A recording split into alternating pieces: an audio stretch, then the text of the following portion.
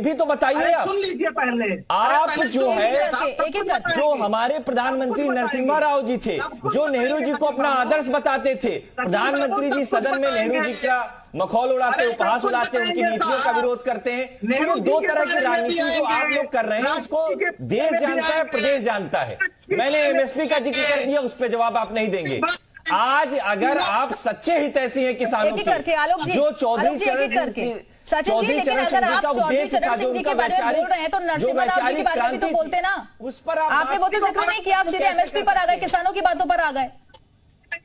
आज आप वो तो सीधा यही सवाल कर रहे हैं ना आपसे। बोल करके चली जाती हैं, 3 शब्द बोल करके चली जाती हैं। तो हम तो एमएसपी की बात पूछेंगे, हम लोग पूछेंगे, हम लोग किसान न्याय की बात कर रहे हैं। राहुल गांधी जी ने यात्रा निकाली किसान न्याय के लिए, उस पर ये लोग नहीं बोलेंगे। अच्छी बात है, आज देश शुभकामनाएं दे रहा है, विपक्ष शुभकामनाएं दे रहा है किसानों के मसीहा। ठीक है, ठीक है, आप दोनों के पास में आगे आऊंगी, लेकिन रोहित अग्रवाल जी, किसानों के लिए क्रांति होनी चाहिए। अब मैं इनकार भी कैसे करूं, तो भाई हामी भर दीजिए ना। आज मैं गठबंधन कब करने जा रहे हैं? ठीक है, बारी बारी से प्लीज अपनी अपनी बारी में बोलिए। आप लोग अपनी अपनी बारी में बोलिए। रोहित अग्रवाल जी। दिव्या जी, आज श्रद्धेय चौधरी चरण सिंह जी को भारत रत्न से नवाजा गया है। चौधरी साहब किसानों के मसीहा के रूप में जाने जाते हैं। यह मांग बहुत लंबे समय से उठ रही थी किसानों द्वारा, मजदूरों द्वारा, गरीबों द्वारा, कि चौधरी साहब को सम्मान देना चाहिए, भारत रत्न का सम्मान देना चाहिए। मैंने स्वयं पत्र लिख के प्रधानमंत्री जी को, महामहिम राष्ट्रपति जी को मैंने ये मांग की थी कि चौधरी साहब को भारत रत्न मिलना चाहिए। तो ये सम्मान सिर्फ चौधरी चरण सिंह जी का नहीं है, ये सम्मान सिर्फ चौधरी चरण सिंह जी के परिवार का नहीं है, ये सम्मान चौधरी साहब के करोड़ों अनुयायियों का है जो देश भर में है। ये सम्मान हर उस किसान का है जो चौधरी साहब के अंदर आस्था रखता है। चौधरी साहब ने जो किसानों के लिए एक राजनीति में एक अलग जगाई थी, किसानों के लिए उन्होंने कहीं ना कहीं काम किया था। चौधरी साहब ने किसानों की दशा बदलने का काम किया था, दिशा बदलने का काम किया था। चौधरी साहब के बाद, नीतियों के बाद किसान खुशहाल हुए थे। तो आज यशस्वी प्रधानमंत्री नरेंद्र मोदी जी ने जो सम्मान देने का काम किया है उसके लिए हम कृतज्ञ हैं, हम कोटि कोटि धन्यवाद देते हैं। बीजेपी में आज दिखती है क्या आरएलडी को किसानों के हित के फैसले लिए जाने के लिए? बीजेपी में आज दिखती है क्या? दिव्या जी, आज का दिन बहुत बड़ा है, ये किसानों के लिए बहुत बड़ा दिन है, आज का दिन मजदूरों के लिए बहुत बड़ा दिन है, आज का दिन कहीं ना कहीं उन युवाओं के लिए बहुत बड़ा दिन है जो चौधरी साहब की प्रेरणा लेके देश के अंदर विकास के लिए काम कर रहे हैं। कितनी सीटें चाह रहे हैं आप लोग? दिव्या जी, तो मुझे बोले ऐलान होगा। नहीं, मुझे तो बोलने दीजिए, मुझे समय तो दीजिए। समय देंगी नहीं, समय देंगी तभी तो मैं बोलूंगा ना, अन्यथा मैं कैसे बोल पाऊंगा? देखिए, चौधरी साहब ने कुछ किताबें लिखी थी, चौधरी साहब ने कुछ किताबें लिखी थी, आज का युवा उनको पढ़ के प्रेरणा लेता है। एक इकोनॉमिक्स की भी उसके अंदर किताब है, 2 किताबें हैं इनफैक्ट इकोनॉमिक्स की उसके अंदर, और देश के अंदर इकोनॉमिक्स रिफॉर्म्स कैसे हो सकते हैं, देश के अंदर विकास कैसे हो सकता है, देश के अंदर किस तरीके से किसान की स्थिति बदली जा सकती है, उसके ऊपर भी चौधरी साहब ने काफी रोशनी डाली उन किताबों में। मैं आपको बताना चाहूंगा दिव्या जी, वो किताबें अंग्रेजी में लिखी हुई हैं। जो लोग आज ये मानसिकता रखते हैं, जो कहते हैं कि किसान अनपढ़ है, किसान समझ नहीं पाता, उनको ये समझना पड़ेगा कि चौधरी चरण सिंह जी के काल में अंग्रेजी में चौधरी साहब ने किताबें लिखी थी किसानों के लिए। तो आप समझ सकती हैं कि हमारे देश का किसान कितना संपन्न है और कितना समझदार है।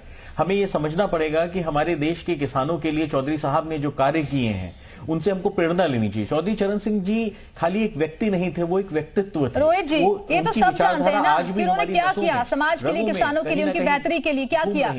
सीधा सवाल मेरा आपसे ये है ना कि अलायंस के बारे में बताइए ना, कब करने जा रहे हैं? आप फिर गोलमोल जवाब दे रहे हैं। हाँ, देखिए दिव्या जी, राष्ट्रीय लोकदल किसानों के लिए समर्पित है, किसानों के लिए राजनीति करती है। राष्ट्रीय लोकदल ने निरंतर किसान हित में राजनीति की है, किसान के सम्मान के लिए राजनीति की है। जिस तरीके से आज यशस्वी प्रधानमंत्री नरेंद्र मोदी जी ने, भारत सरकार ने आज किसानों के मसीहा चौधरी चरण सिंह जी को भारत रत्न देने का काम किया है, हमें कहीं ना कहीं ये लगता है कि आज देश के करोड़ों किसानों का सम्मान हुआ है, ये करोड़ों गरीबों का सम्मान हुआ है, करोड़ों मजदूरों का सम्मान हुआ है, उन युवाओं का सम्मान हुआ है। अभी भी पत्ते नहीं खोल रहे हैं आप, ठीक है, अभी भी सवाल का जवाब आप नहीं दे रहे हैं। संदीप श्रीवास्तव जी, इस सम्मान के जरिए क्या मैसेज देने की कोशिश की जा रही है? ठीक है सर, आऊंगी वापस आपके पास। आप सवाल का जवाब नहीं दे रहे हैं।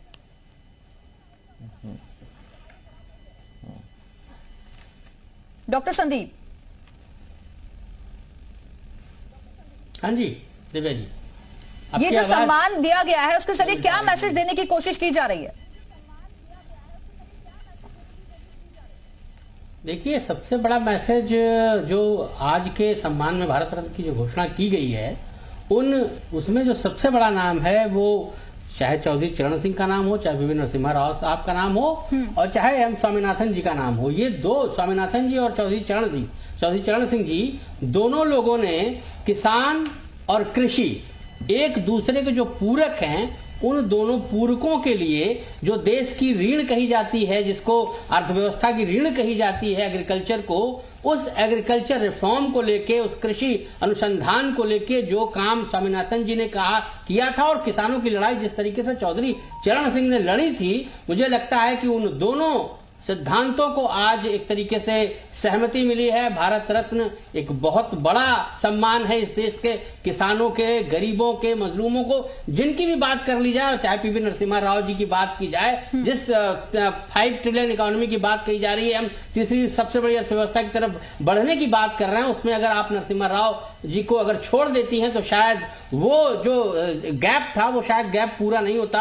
तो मुझे लगता है कि पीवी नरसिम्हा राव जी को जो सम्मान दिया गया है, जिस तरीके से भारत अपनी अर्थव्यवस्था को डेफिनेटली एग्जैक्टली फायदा होगा। और जो बात ये सारे पैनलिस्ट हमारे साथ कह रहे थे, मुझे लगता है कि उससे हट के हमको ये देखना चाहिए कि जो आम आदमी है, जो किसान है, जो गरीब है, उसके जो मसीहा थे, उनके जो एक तरीके से करणबद्ध थे, उन लोगों का सम्मान, उन हजारों, सैकड़ों या करोड़ों गरीबों का सम्मान है। मुझे लगता है कि इससे बीजेपी जो उसका टारगेट जो बोर्ड था, मुझे लगता है कि शायद उस पे उसने एक तरीके से पंच मारा है। और इस पंच का खामे सिर्फ नरसिम्हा राव सिर्फ उत्तर भारत या दक्षिण भारत के नेता नहीं थे, वो पूरे संपूर्ण भारत के नेता थे। और मुझे लगता है कि इससे उन लोगों को एक तरीके से सहानुभूति मिलेगी, जिनको ये लग रहा था कि नहीं, लगातार जो बात रोहित भाई ने कही थी कि हम लगातार इस मांग को उठा रहे थे कि चौधरी चरण सिंह को क्यों नहीं भारत रत्न दिया गया, तो मुझे लगता है कि उन सारे को अगर आप समग्र में देखेंगी तो इसका परिणाम, मेरा ऐसा मानना है कि शायद बीजेपी के पक्ष में होता दिखाई दे रहा है। ठीक है, आलोक जी मैं आपके पास आती हूँ, क्योंकि रोहित जी जो है वो तो बता नहीं रहे कि भाई कब अलायंस करेंगे और क्या प्लानिंग है उनकी, आप ही बता दीजिए। क्या बीजेपी आरएलडी के साथ गठबंधन करने जा रही है क्या, और कितनी सीटें आप लोग देने के लिए तैयार हैं? और ये जो फैसला माना जा रहा है आप लोगों का, ये वोटों के लिए है क्या? विपक्ष तो यही कह रहा है।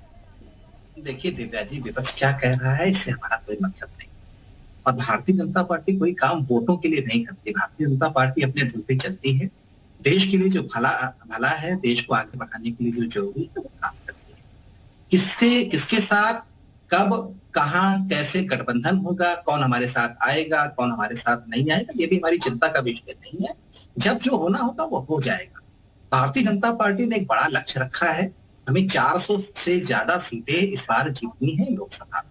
हम उस पर काम कर रहे हैं, इसमें कहीं कोई शक नहीं। लोगों के बीच जा रहे हैं, माननीय प्रधानमंत्री जी ने जो काम किया है उसको लेकर के जा रहे हैं। जहां जहां हमारी सरकारें हैं वो किस तरीके से आम लोगों की बेहतरी के लिए काम किया है उन सरकारों ने, इसको लेकर के हम जा रहे हैं। और मुझे लगता है कि जो वादा हमने पिछले सालों में किया, पिछले 10 सालों में किया है, बड़े बड़े काम किए हैं, ऐसे काम किए हैं जो हिंदुस्तान में इतने आसान नहीं थे। क्या कभी ऐसा संभव हो पा रहा था? कहीं क्या कोई सोच पा रहा था कि अयोध्या में भव्य राम मंदिर बनेगा? आज बनकर के तैयार है। आज प्राण प्रतिष्ठा भी वहां पर हो चुकी है। कश्मीर का मसला सुलझ जाएगा, क्या कोई ये सोच सकता था? ये आज हिंदुस्तान में हुआ है। ऐसे बहुत सारे काम है, एक अनगिनत फेहरिस्त है जिसको हम गिना सकते हैं। तो आज